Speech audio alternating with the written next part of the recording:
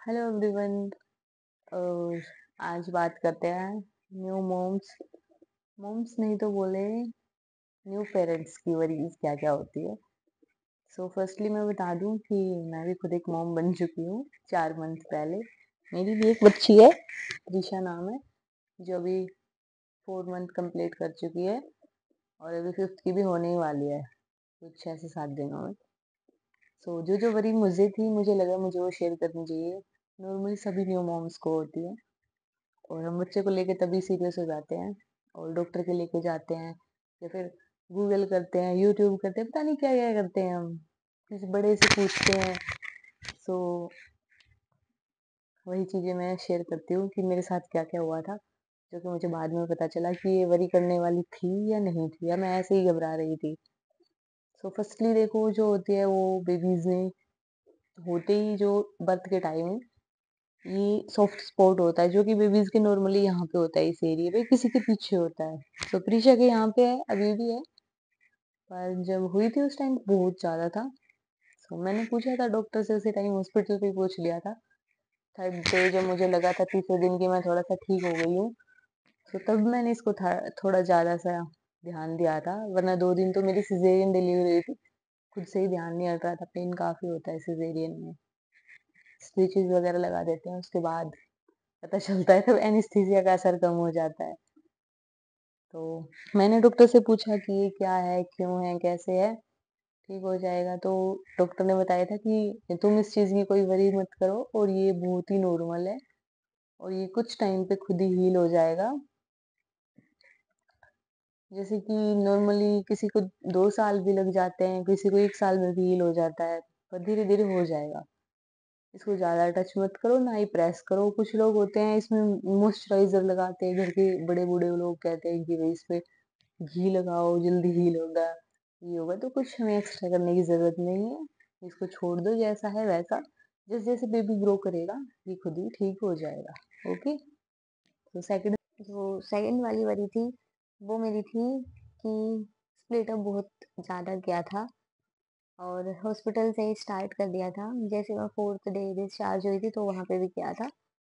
और स्टार्टिंग में देखो फॉर्मूला फीड भी देना होता है, कम्प्लीटली मदर फीड नहीं दे पाते। मेरा सिजेरियन से डिलीवरी हुआ था तो थोड़ी प्रॉब्लम भी होती है, जैसे एनेस्थीसिया का असर थोड़ा सा डाउन होने लगता है, पेन काफ़ी ज़्यादा हो जाता है। तो मुझे हुई थी ये प्रॉब्लम और सभी को होती है। सो नहीं दे पाते एकदम से फीड अच्छे से जो मदर है, इसलिए फॉर्मूला फीड किया था मैंने। तो वहाँ पे स्प्लिट अप करने लग गई थी ये। फिर मैंने डॉक्टर से पूछा कि क्यों है, इतना ज़्यादा क्यों निकाल रही है, ये सब कुछ जो भी मुझे पड़ी थी। फिर डॉक्टर ने बोला कि कोई प्रॉब्लम नहीं है, ये नॉर्मली सभी बच्चे करते हैं और इनका डाइजेशन जो सिस्टम है वो अभी वीक है, स्ट्रॉन्ग नहीं हुआ है। फिर धीरे धीरे धीरे धीरे स्ट्रॉन्ग होगा और ये स्प्लिट अप बिल्कुल बंद कर देगी। और आगे भी कभी ध्यान रखना, ये डॉक्टर ने बोला था मुझे कि जैसे कि अगर ये स्प्लिट अप थोड़ा बहुत कर रही है तो कॉमन नेचुरल है, और अगर स्प्लिट अप भी ज़्यादा कर रही है और करने के बाद बेबी थोड़ा सा डाउन हो गया है, एक्टिव नहीं रहा है, सो तब दिखाने की ज़रूरत है। अगर ऐसा भी कर रहा है कि बहुत ओवर वोमिट के तरीके से कर रहा है तो भी दिखाना है, अदरवाइज कोई ज़रूरत नहीं है इस चीज़ को टेंशन में लेने की। ठीक है। और जो थर्ड थी मेरी चीज़, बड़ी थी जो मेरी, वो थी कोलिक प्रॉब्लम या फिर गैस प्रॉब्लम बोल सकते हैं। तो ये न्यू बोर्न में मस्ट है, होती है, सभी में होती है, प्रीशा में भी होती थी, भी होती है। तो जैसे कि कोलिक की गैस जब भी जो भी होता है, तो जब गैस पेट में क्रिएट हो जाती है तो बेबी बहुत इरिटेट हो जाता है। इरिटेशन इतनी ज़्यादा हो जाती है कि वो कंटिन्यूअसली रोता रहता है, बिल्कुल भी सोता नहीं है, ना ही थोड़ा बहुत जो भी मूवमेंट करते हैं, क्योंकि न्यू बोर्न होते हैं वो मूवमेंट कम करते हैं। तो कुछ भी मूवमेंट नहीं करता, ओनली कंटिन्यूअसली रोना ही होता है इनको। तो उसके लिए फिर डॉक्टर ने मुझे कुछ ड्रॉप थी वो सजेस्ट कर दी थी। जैसे कि कभी ज़्यादा ही हो गई, अगर इसको प्रॉब्लम रुक ही नहीं रही है तो मैं वो ड्रॉप दे देती। अदरवाइज़ मैं एक्सरसाइज़ 1-2 छोटी वो थोड़ी बहुत एक्सरसाइज़ मैंने देख ली थी यूट्यूब से और बहन ने भी सजेस्ट किया था। मैं वो एक्सरसाइज़ करती थी, तो उससे रिलीफ़ मिलता था, गैस लीक हो जाती थी इसकी। निकल जाती थी गैस, उसके बाद नॉर्मल हो जाती थी। सो कभी-कभी हमें ड्रॉप्स देने में लिक्विड वाली कोई प्रॉब्लम नहीं है, दे सकते हो आप। उससे कोई हार्मफुल इफ़ेक्ट नहीं पड़ता बेबी पे। सो 4th वाली थी, वो मेरी थी कि जैसे होने के कुछ टाइम बाद ना इसकी जो स्किन है उसपे ना रेड-रेड से रैशेज़ से हो गए थे, दाने-दाने से, पिंपल से, इस टाइप की स्किन रेड-रेड पड़ गई थी ऐसा कि क्या हुआ? हुई थी तब तो बहुत कलर भी अच्छा था, फेयर था, बिल्कुल क्लियर स्किन थी और ये क्या हो गया एकदम से? तो इसके लिए जैसे कि बेबी होते हैं तो ये एकदम से एटमॉस्फेयर में अडॉप्ट नहीं कर पाते, न्यू एटमॉस्फेयर होता है इनके लिए, तो क्वाइट नेचुरल है ये भी। सभी बेबीज़ में होते हैं almost. Skin red red red हो जाएगी और वो कुछ टाइम बाद खुद ही ओके हो जाएगी। इसके लिए हमें कोई वरी करने की या कोई क्रीम वगैरह अप्लाई करने की हमें नीड नहीं होती है, ठीक है? तो जो 5th नंबर की मेरी वरी थी, वो थी कि ना बहुत ज़्यादा स्नीज़ करती थी प्रीशा। मुझे ऐसा लगता था कि कभी कोल्ड ना हो जाए या कोल्ड हो गया है, क्योंकि ये काफ़ी गर्मी में हुई थी, जून में हुई थी, तो काफ़ी गर्मी होती है, उस टाइम पे हम एसी चलाने लग गए थे। तो बड़े लोग जैसे बोलते हैं कि एसी में नहीं रहना, मदर को भी नहीं रहना, ना ही बच्चे को रखना है, प्रॉब्लम हो जाएगी, अभी नहीं पता चलेगा, बाद में पता चलेगा। सो मैंने डॉक्टर से सजेस्ट करा लिया था पहले ही, उन्होंने बोला था कि थोड़ा नॉर्मल टेम्परेचर रखना, 26, 7, 8 ऐसे समथिंग, और रह सकते हो, बेबी को भी रख सकते हो।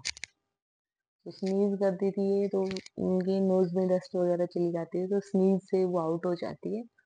तो ये नॉर्मल है, बेबी स्नीज़ करते हैं, सभी करते हैं, सभी छींकते हैं, ये भी कोई वरी करने की बात नहीं है। उसके बाद थी हिचकियाँ, हिचक्स भी बहुत ज़्यादा लेती थी, तो ये भी एक बहुत ही आम चीज़ है, इसको इग्नोर करना। और हमें ऐसा लगता है बेबी डिस्कम्फर्ट हो जाता है, नहीं, वो कम्फर्ट ही रहता है, कुछ रेमेडी ट्राई करने की कोई भी ज़रूरत नहीं है, जैसा चल रहा है वैसे चलने दो, ठीक है? उसके बाद क्या था, हाँ जी, डायपर, ये जो डायपर हम यूज़ करते हैं उसके बाद रैश हो जाते हैं। सो फर्स्ट मंथ तो मैंने डायपर यूज़ किए ही नहीं, नैपी वगैरह यूज़ किए कॉटन की। हाँ, सेकंड मंथ से मैंने डायपर यूज़ करना स्टार्ट कर दिया था। तो इसको एक बार हुए थे रैश, वो भी मेरी गलती से ही हुए थे मान लो। हम इसको लेके चले गए थे, इसके लिए मन्नत मांगी हुई थी बालाजी, वहाँ पे इसको दर्शन कराने लेके गए थे। और उस टाइम पे देखो ट्रैवल टाइम कितनी केयर नहीं हो पाती, सभी मानते हैं ये चीज़ें, मैं तो मानती हूँ कि जितना हम घर पे ध्यान रख सकते हैं बच्चों का, उतना ट्रैवल टाइम पे नहीं रख सकते। वहाँ पे कंटिन्यूअसली डायपर पहनाने पड़े थे। घर पे तो मैं ऐसा करती हूँ कि डे में नहीं पहनाती, नाइट नाइट में यूज़ करती हूँ, पर उधर कंटिन्यूअसली डायपर पहनाए, इसलिए रैश हो गया। मॉइस्चराइज़र वगैरह तो मैंने तब भी यूज़ किया था, पर हो ही गया वो, पता नहीं क्या था कुछ, बेबी को खुला टाइम नहीं मिला इसलिए हुआ, या फिर कुछ और था, हुए थे तब। तो इसमें कोई घबराने की बात नहीं है, हो जाते हैं ये भी, नॉर्मल है। इसमें हमें करना क्या है कि हो जाए तो हमें ट्रीटमेंट पता होना चाहिए, वरना पहले ही तुम सोच के चलो कि होना ही नहीं चाहिए। इसके लिए हमें क्या करना है, इसके लिए हमें कोई भी डायपर रैश क्रीम अप्लाई कर लेनी है। मैं यहाँ पे हिमालय की यूज़ करती थी डायपर रैश क्रीम, और डायपर गार्ड भी यूज़ की हुई है मैंने। और अगर कभी मिस हो गई मुझसे या फिर खत्म हो जाती थी तो मैं कोई भी लोशन या फिर कोकोनट ऑयल वगैरह भी यूज़ कर लेती हूँ। तो उसके बाद कभी भी प्रीशा को, अभी तक तो देखो 4 मंथ की कंप्लीट हो चुकी है, डायपर रैश नहीं हुआ है। हाँ जी, और जो फिर था नेक्स्ट, वो था स्टूल। सो ये एक बड़ी की चीज़ है। देखो, जो प्रीशा थी वो फर्स्ट मंथ में स्टूल पास करती थी दिन में 2 टाइम, 3 भी हो जाता था, 2 मोस्टली करती थी। और जैसे मैं अपने घर पे गई तो वहाँ पे थोड़ा-सा चेंजमेंट हुआ मेरे खाने-पीने की वजह से, या क्या ही हुआ, प्रीशा स्टूल करने लगी थी दिन में 5 से 6 बार, नाइट में भी हो गया था। तो हम इसको डॉक्टर के लेके गए थे, तब डॉक्टर ने मुझे सजेस्ट किया था कि ये नॉर्मल है। दिन में देखो 7 बार भी कर सकते हैं, 8 बार भी कर सकते हैं, ऐसा कुछ नहीं है, और हाँ, 8 दिन में 1 बार भी कर सकते हैं। तो ये वरी करने की कोई बात नहीं है, ये नॉर्मल है। उसके बाद उसके बाद क्या था, हाँ, एक जो स्किन की प्रेशर थी, वो जैसे ड्राई हो गई थी, और ना ये जो नोज़ वाला एरिया, ये आँखों के नीचे, यहाँ पे कई जगह पे ना ऐसे जैसे स्किन निकल जाती है ना, डल-डल सी स्किन हो जाती है और ये वाइट पपड़ी सी बन जाती है, और न्यू स्किन आने लग गई थी नीचे से। तो मुझे ऐसा लगता था कि मैंने कोई क्रीम गलत यूज़ कर ली, जिसकी वजह से ये रिएक्शन हो रहा है, ये स्किन ऐसे निकलने लग रही है। पर जब मैंने डॉक्टर से पता किया तो डॉक्टर ने बोला था कि जो बेबीज़ की स्किन है वो न्यू निकलती ही है। ये वाली स्किन निकल जाएगी, फिर इसके बाद आएगी वो अच्छी स्किन रहेगी, वो नहीं निकलेगी फिर, तो डरने की इसमें कोई बात नहीं है। इसको छोड़ दो आप, नेचुरली ये हो जाएगा। कुछ आपने गलत क्रीम वगैरह मॉइस्चराइज़र यूज़ नहीं किया है, ये नेचुरल है, प्रोसेसिंग है, इसको चलने दो, ठीक है? हाँ, एक और चीज़ थी, वो ये थी कि प्रीशा बहुत ज़्यादा सोती थी। एक टाइम तो ऐसा आया था कि कंटिन्यू 6 घंटे सो गई थी और या मुझे मतलब बहुत वो हो रहा था कि सभी बोलते हैं कि बच्चों को उठा के फीड कराना होता है, फीड कराना होता है। तो नॉर्मल डेज़ पे तो ये खुद ही उठ जाती थी। लास्ट 4 घंटे करती थी कंप्लीट, उठ जाती थी खुद ही फीड के लिए, पर उस दिन ये नहीं उठी 6 घंटे। सो मुझे ये हुआ कि क्या हो गया इतनी क्यों सो रही है? ये नॉर्मल तो है ना कहीं एब्नॉर्मल तो नहीं है, कोई दिक्कत तो नहीं है? तो डॉक्टर ने बताया कि बेबी स्टार्टिंग में जो सोते ही ज़्यादा है, वो 19 आवर्स तक सो सकते हैं और ये बहुत ही आम बात है। सोएँगे जितना सोएँगे उतना उनके लिए बेटर होगा, तो उनको सोने दो, थोड़ी बहुत देर में या तो वो खुद ही उठ जाएँगी, जब नहीं उठती है तो आप उठा के फीड कराओ और बस फिर सो जाएगी। उसके बाद एक और चीज़ थी जो कि ये ट्रिशा ना ऐसे देखती थी, जैसे कि मुझे लगता था कि इसकी आँखें हैं ना थोड़ी ठीक नहीं है, ये कम घूमते हैं, मैच्योर नहीं होते। ये व्हाइट-व्हाइट को ना बिल्कुल एक साइड कर देती थी ऐसे। तो मुझे ये लगता था कि इसकी आँखें ना थोड़ी-सी दिक्कत में हैं। वैसे मैं बता नहीं पा रही हूँ, तो मुझे फ़ोटो मिलेगी तो दिखाऊँगी। ये बिल्कुल आँखों से व्हाइट-व्हाइट को निकाल देती थी और एक कोने में देखने लगी ना कॉर्नर में तो कहीं पे देखती रहती थी। और ये भी भाई बिल्कुल नॉर्मल है। अब जैसे 4 मंथ की हो चुकी है तो अब ये बिल्कुल मैच्योर हो चुकी है। इसकी आँखें जैसे हमारी है, पर जब छोटे होते हैं तो मैच्योर नहीं होती। तो ऐसे ही देखते रहते हैं इधर-उधर और ये जो इनका व्हाइट-व्हाइट सा एरिया है यही मोस्टली दिखता है, ठीक है?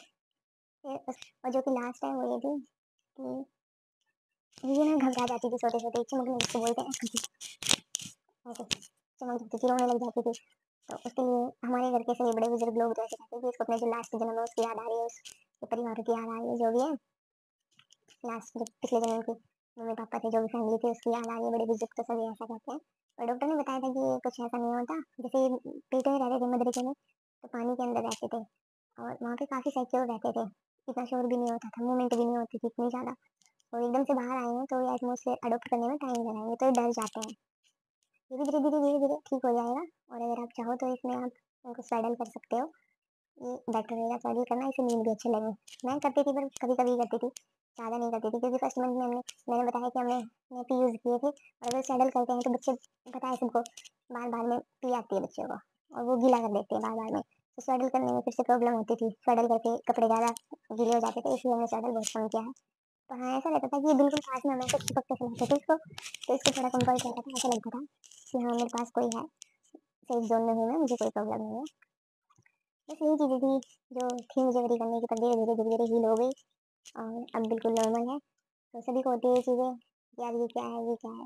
हर जगह सर्च कर लेते हैं, हम गूगल, हम व्हाट्सएप मतलब व्हाट्सएप पे किसी से पता कर लेते हैं और यूट्यूब, मम्मी-पापा से, डॉक्टर से और भी कोई जो मुँह बन चुके हैं उनसे भी पूछ लेते हैं।